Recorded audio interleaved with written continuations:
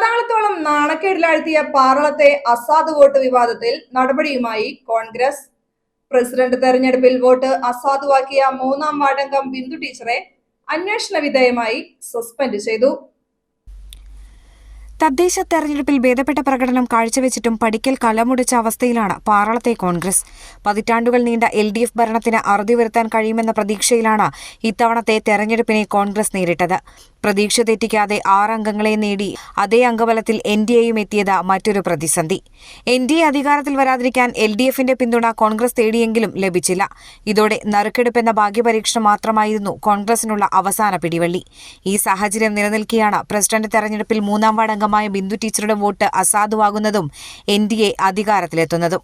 President തെരഞ്ഞെടുപ്പിൽ 3-ാം വാർഡംഗം vote ചെയ്തപ്പോൾ ഗുണന ചിഹ്നത്തിന് പകരം ടിക്ക് മാർക്ക് ഇടുകയും പേരും ഒപ്പുമില്ലാതെ ബാലറ്റ് പേപ്പർ പെട്ടിയിൽ നിക്ഷേപിച്ചെന്നാണ് പറയുന്നത്. ഇവർ തന്നെ വൈസ് പ്രസിഡന്റ് തെരഞ്ഞെടുപ്പിൽ UDF സ്ഥാനാർത്ഥിക്ക് തെറ്റുപറ്റാതെ വോട്ട് രേഖപ്പെടുത്തിയെന്നതും ഒരു യാഥാർത്ഥ്യമാണ്. നിലവിൽ പ്രസിഡന്റ് തെരഞ്ഞെടുപ്പിൽ ഇവർ മനഃപൂർവ്വം വോട്ട് അസാധുവാക്കിയെന്നാണ് ആരോപണം.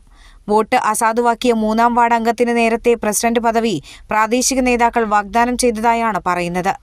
എന്നാൽ തെരഞ്ഞെടുപ്പിന് പിന്നാലെ മറ്റൊരു വനിതാ നേതാവിന്റെ പേര് പ്രസിഡന്റ് സ്ഥാനത്തേക്ക് ഉയർന്നു വന്നത് 3-ാം വാർഡ് അംഗത്തെ അസ്വസ്ഥയാക്കുകയും അത് അസാധു വോട്ടിൽ കലാശിക്കുകയുമായിരുന്നുവെന്നാണ് ആക്ഷേപം.